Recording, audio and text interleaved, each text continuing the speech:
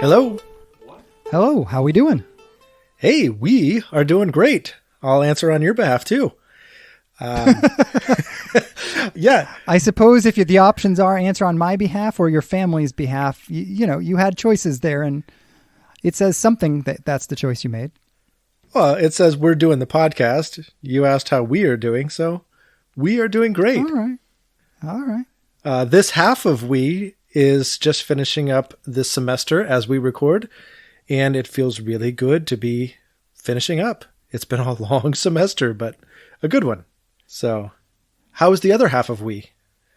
I am doing pretty good. I just got out of a training session on how to do lighting for video recording, do a lot of video and media stuff at my job at the church, and that wasn't really the thing that I was hired for, nor is it my native skill set. So it's nice to be able to level up in that area. And now you've laid the groundwork for On the Phone with Josh, the musical. Oh, yes. You can be the lighting director. Oh, yeah, I could. This brings me to the reason why I'm calling. Okay. We have done 2 full quarters, 6 months worth of On the Phone with Josh episodes. And so I want to just pause and look back. One of the things that we did when we were setting out to do this is we said we wanted to add more seats to the table. Yeah. Right? Like we're having these great conversations, and we want more people to be involved in these conversations. And so we told ourselves every quarter we were going to pause and look at some of the feedback we've gotten, whether in personal moments or in social media or any of those things. And so I want to do that today. I want to talk about some of the things that we've heard back from people. And one of those things is actually the upcoming debut of the On the Phone with Josh musical. I'm very excited about this. Yeah, so that was a comment that my wife left on our social media after, I think it was like the second episode in a row where we had done a lot of singing. And she's very convinced that there needs to be an On the Phone with Josh musical edition, which that would be pretty stellar. I think we might sell 1 ticket to that show. And that person would probably just be buying it ironically. Right. But I do want to know, let's say this musical got turned into a movie. Who is playing you? Oh, man. That would require me to know actors' names, and I am terrible about that. But whoever the guy is that played Napoleon Dynamite, I just want him to play me. That would be awesome. Oh, that's awesome. See, you went much more honest. Oh, ouch. Thanks. Well, okay, that is not quite what I meant. Jeez. All right. Podcast over. It's been a good half a year. That is not quite what I meant. I am not sure how to dig myself out of this, except to say that my first thought was, who I want to have play me? I want Will Smith to play me. Because he's just awesome. He is awesome. Yeah, which is not realistic at all. No, on so many levels. I am 1/100th the amount of coolness, despite all of the chaos about him hitting that guy at the awards ceremony. So hopefully I'm not stirring up angst by even referring to him. But I suspect the only reason I even am thinking of him is because we have recently been rewatching Men in Black. How bizarre is that? Shelley and I watched the first 2 Men in Blacks like within the last month, and I never watch movies. And yet, here we are. We've actually watched this. I had no idea you guys were doing the same. That's hilarious. Yeah, no, we never watch movies either. My attention span is approximately 44 minutes at max. And so movies don't normally make it. But anyway, tell me some of the other pieces of feedback that you think of as highlights that we've gotten over the last couple of months. Yeah, so quite honestly, one of the biggest highlights from this quarter was our transactional relationships episode. I felt like that drove conversation both deep and wide. And deep in that a number of people, including your wife particularly, commented a lot on Facebook about that. And so she and a number of other people made some fantastic comments and really drove the conversation forward in a lot of cool ways, which I'd love to touch back on. But then it also went pretty wide. I think we got a lot of new listeners out of that. We got a lot of traction outside of our normal listening community on that. And it was really fun to see so many people engaging with that episode. Yeah, I was really intrigued that struck a chord as well. That particular episode, I believe, came about because that phrase, transactional relationships, really struck a chord with me personally. And I said to you, hey, can we talk about this?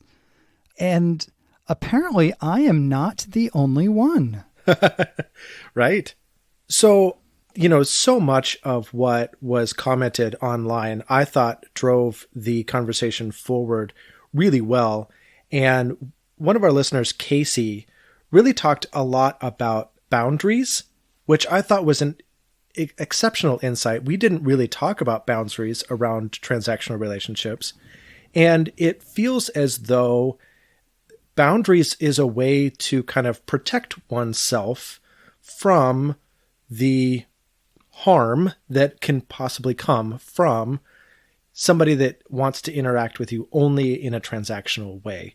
And so you have to build boundaries around that. And I thought that was a really great addition to the conversation. Yeah, no, absolutely. The thing, you talked about driving the conversation forward, and we kept the conversation for the most part in the, what do these ideas mean? Let's just flesh out let's drive some stakes in the ground and say, this is the topic, and let's describe that topic. Casey's comments, I think, really opened the conversation up to a very practical and valuable question of, okay, when you're in a relationship with someone who is being far more transactional than the reverse, what do you do in that moment? We really kind of emphasized in the episode, if we are talking to somebody who's a store clerk and they're being transactional, that's fine. That's their job. But Right. There are plenty of spaces in our lives where transactional can be harmful. You used that phrase, and I think that's a good way to frame this. If one person is being transactional, it can be harmful to the other. And what do you do in that situation? I think was a really, I don't know that Casey came right out and said that, but I think that was the underlying question that I got out of it that I thought was really powerful. It is. And I think it's such a really interesting question in our society because, the buzzword around this is cancel culture. And I think both sides of the political aisle use this as a pejorative term against the other. But it's still endemic of our society that if we don't like you, we cut you off. Whether that's unfriending somebody on Facebook, whether that's just stonewalling them or cutting them off. And I do think that a truly toxic person does need to be shut out. But I think we are too quick to pull that trigger in most situations.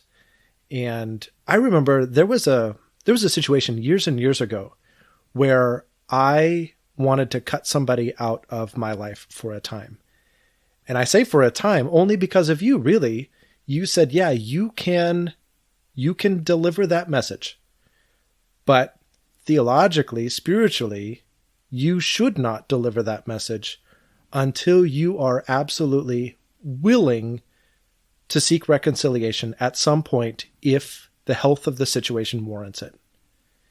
And I was so appreciative that you told me that because I did deliver that message. We did cut off communication for a long time. The health of the situation improved substantially, and I re-engaged with that person and have a relationship with them to this day. That is a different thing than, so yes, it's a boundary, but it's not a cancel culture boundary. And I'm sorry to even use that phrase. Yeah, no, I think you're right. And as I look at this in my personal life, and I am genuinely looking in the mirror with my next comment, not looking outwards. What drives me to be very black and white about people, either they're healthy for me or I need to reject them, is quite honestly my own insecurities. For me, it is, this sounds so jargony, but I don't always have the ego strength to feel comfortable letting them be them and me be me.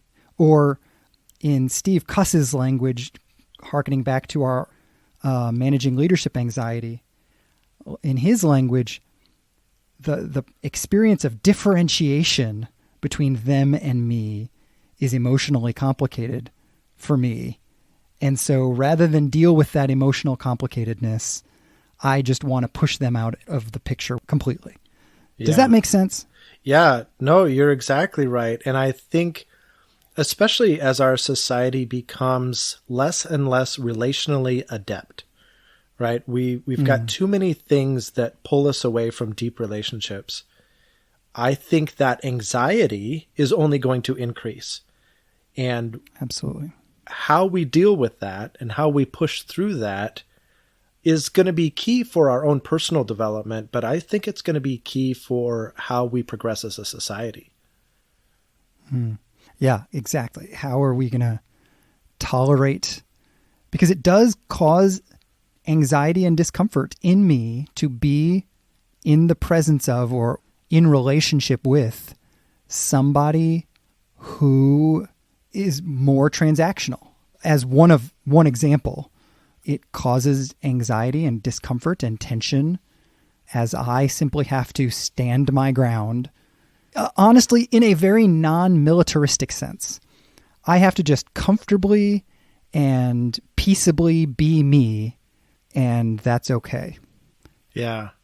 Without any affirmation from the outside, without any anything. I just got to be me. Yeah. And whenever possible, I think also having a healthy conversation with that other person is appropriate. Uncomfortable, but often appropriate. I wouldn't say always appropriate. And that's where I like some of the questions that your wife posted on here. Oh, we've introduced her on the podcast. She's been on the podcast. Let me use her proper name, Kristen. I really appreciate what Kristen had to say. She posted a number of questions that I think were clarifying for someone to ask in the relationship, either to ask rhetorically to evaluate the situation, or I think even at times to use those questions as springboards for a conversation with the other person. And one of those questions in particular was, your agenda or me? What's the priority here? If you had to choose one, what would you choose? And if I could not fulfill your agenda, am I still enough? And I think those are good clarifying questions, whether you ask them rhetorically, like I said, or whether you have a situation in which you can actually ask that of somebody and really clarify the situation at hand and therefore move forward intelligently with the right answer. Yeah, that idea of your agenda or me is so, I think you're right. Clarifying is exactly the right word. It's very, very clarifying. And I think, it gives me a diagnostic that I can run in my mind when I'm trying to figure out where is the person I'm dealing with at? Are they thinking about me or are they thinking about their agenda? Which one takes priority? That is a very informative question to ask. And I think it's very clarifying depending on the relationship, right? If this was a parent-child relationship and the answer is no, my agenda is all that matters and if you can't fulfill my agenda, then you don't matter. Okay, that has a different effect than if this was your boss. And your boss just says, no, all I want from you is the work we're paying you to do. That's it. Maybe you can live with that a little bit better. I'm not saying you should. I'm not saying you shouldn't. But the relationship is different enough that it could be an open question for you personally. Can I work under those conditions? Though I do think it's very interesting as I read leadership books, plural, every single year. And virtually every leadership book that I've ever read says, in some way, shape, or form, a purely transactional boss will not get the most out of his employees. By no means is that an effective management strategy, even if it is technically and ethically appropriate one. Yeah, I totally agree with you. You know, when I feel like I'm a cog in the wheel, you're not going to get my best work. Yeah. When I feel known and valued, even when it costs the organization, that's a different story. Yep. But you're exactly right. Can I switch gears for a second? Because I don't know what we said that made me think of this, but there was another comment that has nothing to do with transactional leadership. Okay. That just made me smile. All right. And I just wanted to acknowledge one of our listeners commented on Facebook when we were talking about gratitude. Oh, now I know exactly what made me think of it. Andy said to both of us when we posted the Which Josh question, who dog ears their pages? And the answer was neither of us. It's a horrible, vile sin. Andy posted, for Christmas, you're each getting a dog-eared copy of The Pilgrim's Progress with every instance of the word "the" highlighted in pink. And I just have to tell you, this is my absolute favorite comment we've gotten, bar none, across the board so far since we started this thing, because it was successfully both wildly funny, but the thing that made me think of it is I talked about transactional versus feeling known in a given moment. Despite the fact that he was being silly, what made that so funny is that I felt like he got me enough to make exactly the right joke. And so, first of all, props to him. But second of all, I laughed so hard and have referred back to that one comment more times than I can count. Oh my gosh. It was so funny and so pointedly funny. It was, I think I even commented back something like, that is the most thoughtful white elephant gift ever. Yes. Yeah, I think that is what you said. But you talk about funny comments and feeling seen amidst the ribbing. And that is exactly how I felt when Kristen, your wife, who has a first name, her name is Kristen. And who comments a lot on social media, for right. which we are deeply grateful. Absolutely. Way to bolster your husband and his best friend's self-esteem. Thank you. Right, exactly. Yes, thank you. But she put together a whole Spot the Seminary Nerd bingo in response to one of our episodes. And oh my gosh, again, I felt incredibly called out and seen and known. And things like does not believe they've talked about theological topics before, despite that being their primary topic, or has very nuanced and separate categories for theological books. I mean, everything that she put on here describes one or both of us so well.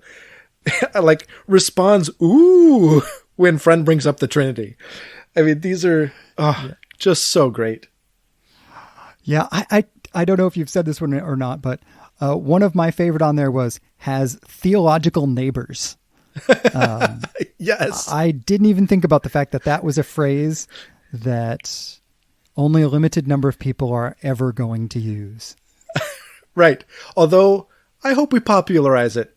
Well, and speaking of popularize, the fact that uses the word divin because they constantly dive into deep topics and need a good past tense option. Come on, everybody. Add divin in the sense of has divin into your vocabulary, please. We can make that a real word. We'll publish our own dictionary. It'll be our own claim to fame. Yes. Right after the musical comes out.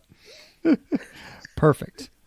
Yeah. That is perfect. Yeah, that bingo was so funny. I think my family just watched me read every little square in that and laugh hysterically. I was sitting on a very secure couch and still managed to nearly fall off the thing. It was hilarious. That's awesome. But so other than my wife, who else has made comments that have been memorable for you? Yeah, that's true. I am highlighting Kristen quite a bit here. I'm going to move on. Yeah, I think our social media episode was really interesting. My friend Jessica replied quite extensively because social media is something she's super passionate about, at least from the church's angle. So how can we use social media as a vehicle for connecting with people from the church's perspective? And so not just something we use for announcements, not just something we put minimal effort into, but a legit ministry of the church to use social media intentionally, carefully. She is a graphic designer and very, very, very talented at it, does a great job of creating media content, and wants to see that gifting be utilized in that arena as an intentional ministry of the church. And I think that's a brilliant use of social media. Yeah, I have to confess, Jessica, if you are watching this, you recommended that we watch a documentary called The Social Dilemma, and it is on my must-watch list. I have not forgotten, but I have not watched it yet. But one of the things that Jessica said is that the church gets just a few hours where they're with people in person, but there are hundreds of other hours in the week, and we can engage people via social media those other 100 some odd hours. And so it's a really valuable tool, not just for like posting announcements and things, but encouraging conversation, encouraging discussion.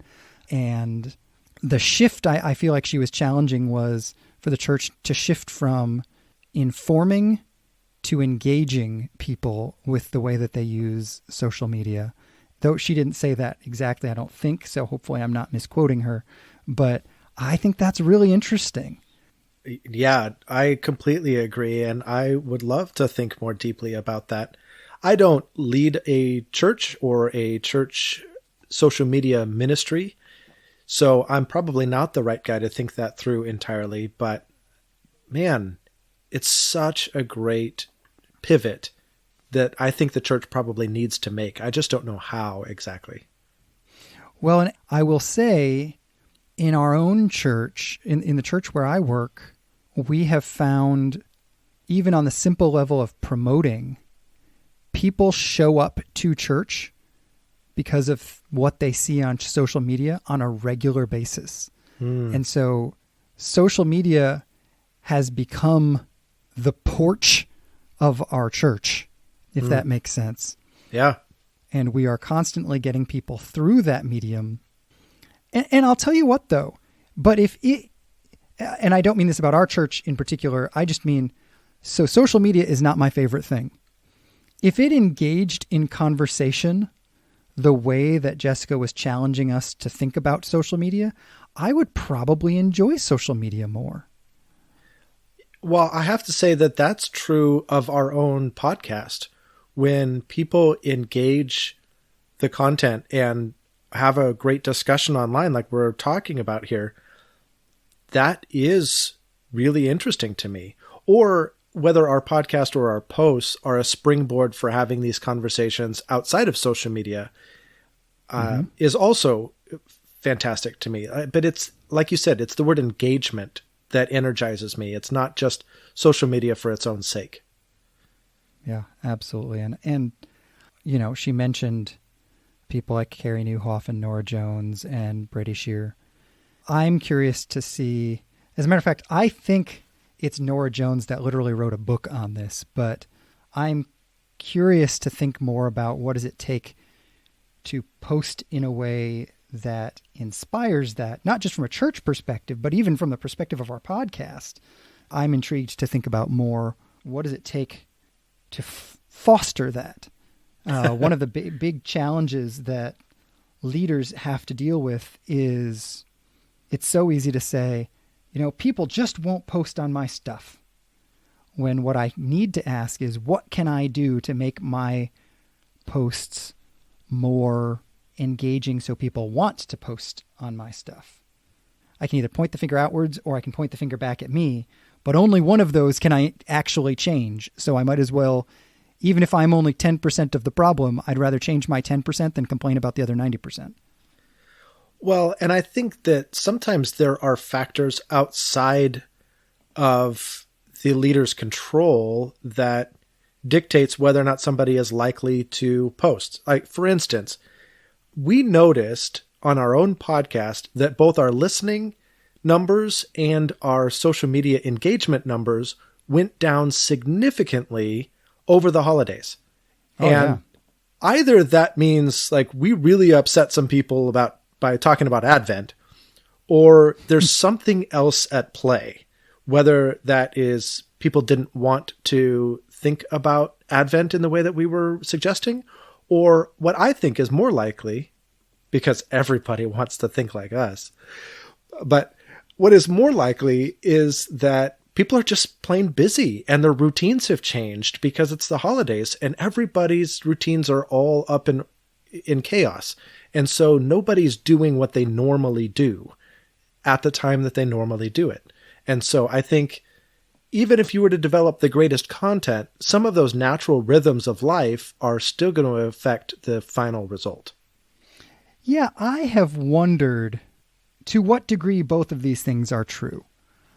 I have wondered on the one side, to what degree are we influenced just by the seasonal busyness that people experience, as well as the seasonal overstimulation, right? It's not just busyness, it's energy depletion. I don't want another thing in my life right now. Yeah. But I was watching recently Good Mythical Morning, which is a YouTube channel where two guys do goofy things. And isn't that every YouTube channel? I think probably, but they do goofy things better than everybody else. So they are one of the more long-standing, more successful YouTube channels out there. Mm-hmm. They're not Mr. Beast, but they are incredibly successful in the YouTube space. Right. Have you seen their Thanksgiving episode? No. So their most recent Thanksgiving episode, it starts off with them talking about their past Thanksgiving episodes. And they talk about how they had, for the last 3 or 4 years, they have had amazing, like headline level guests on, like Weird Al Yankovic and all sorts of people who are really popular people. And they would do something fun with them, whatever.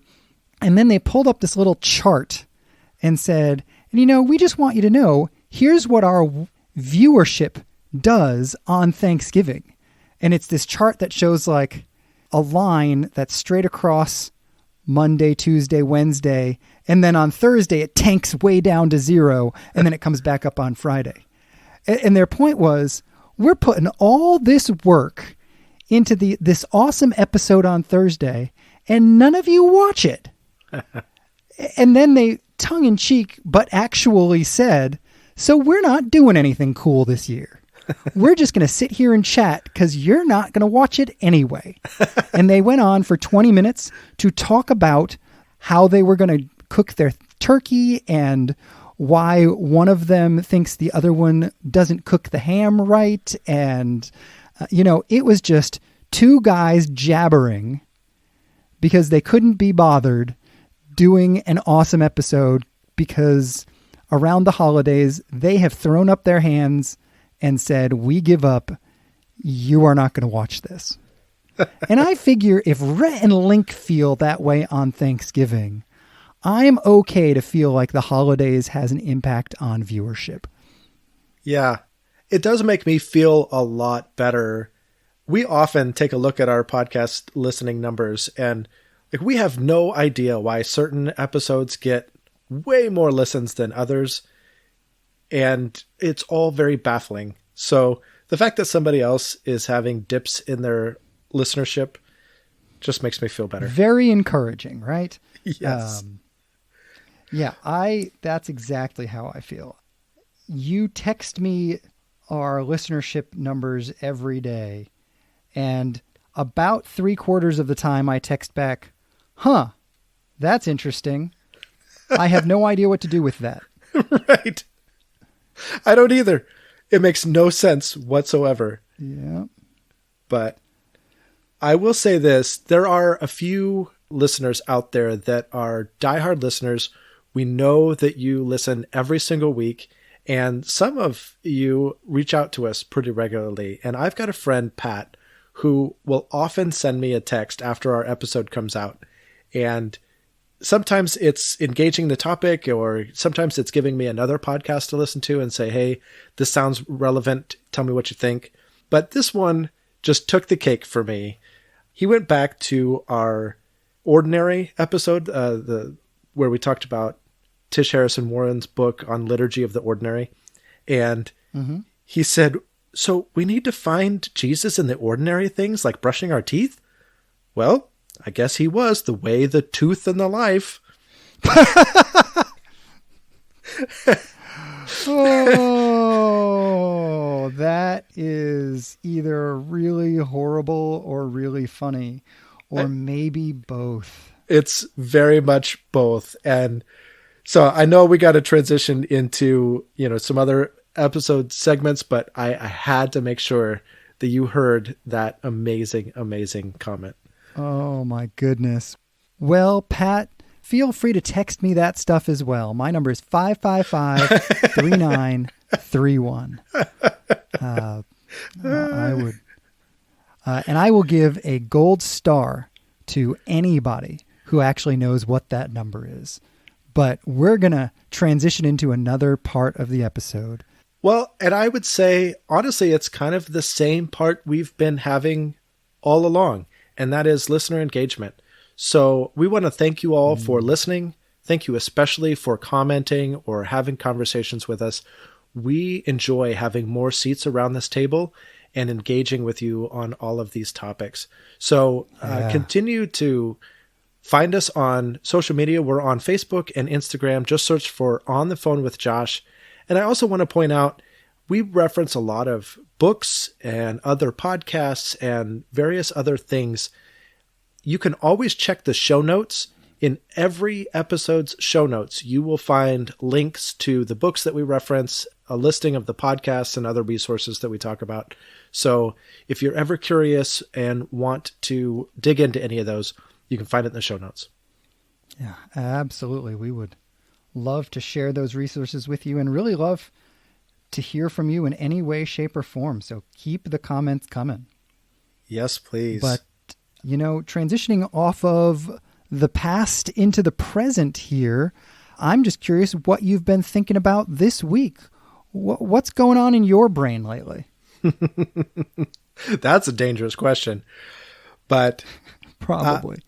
So my friend and I were working in Matthew 13 this week, and we were translating the parable of the sower. And it struck me that at one part, the seed fell along the path where the soil wasn't deep, or there wasn't enough dirt. And it sprang up quickly, and then it withered away, or the birds came up and ate it. But it was the idea that there wasn't enough dirt. And I thought to myself, well, dirt doesn't spring up overnight. Like, if that's my soil, what do I got to do? If that's my starting point.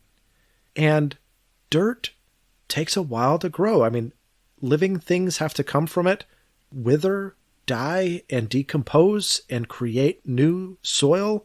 And the process has to happen multiple times over before any sort of depth and richness is present. which doesn't mean we have to get our act together before we can receive the gospel. That's not what I'm saying.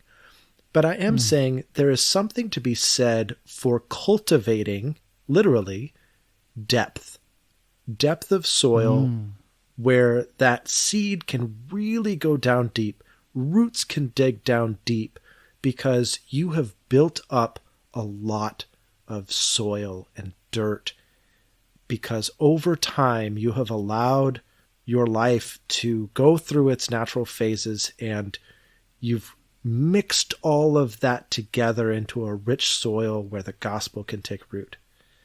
And that was a fun addition to that word picture for me. That's really good. Man, that's powerful. Thanks. What about you?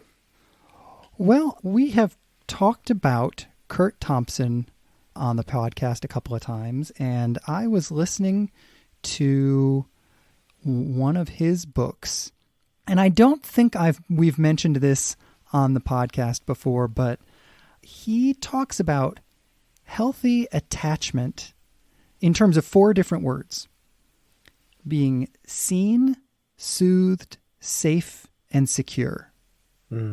And I loved this so much. He also mentioned it in a podcast episode that I was listening to at the same time. And I actually texted the podcast episode over to you because I just think that those 4 words put together capture exactly what relationships are all about for me.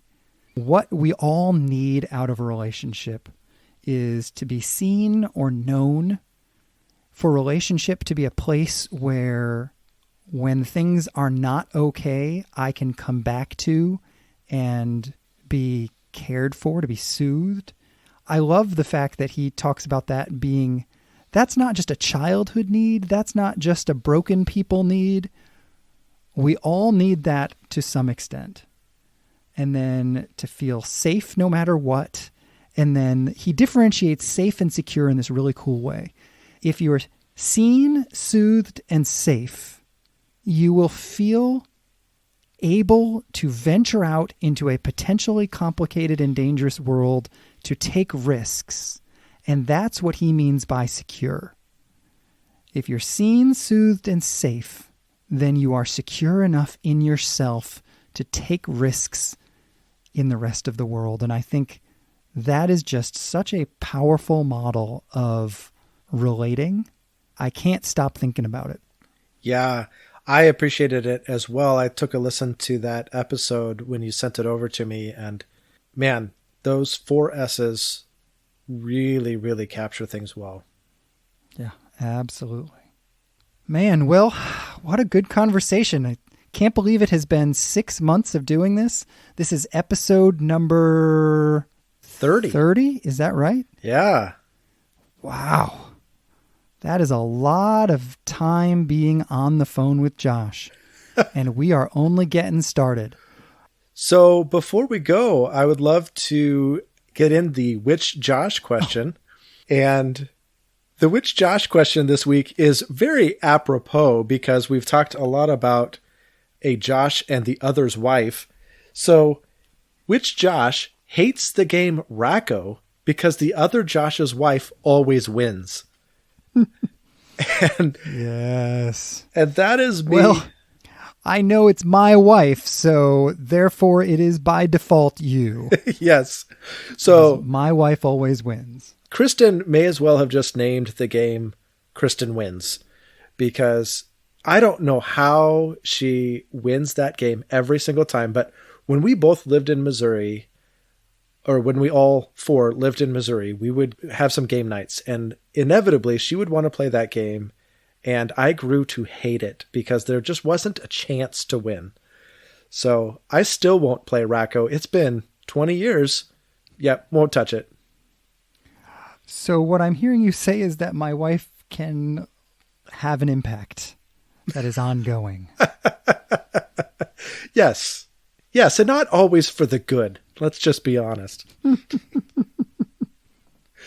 Well, with that in mind, are we on for next week? We sure are. Can't wait. All right. Talk to you later. Okay. Bye. Bye. What?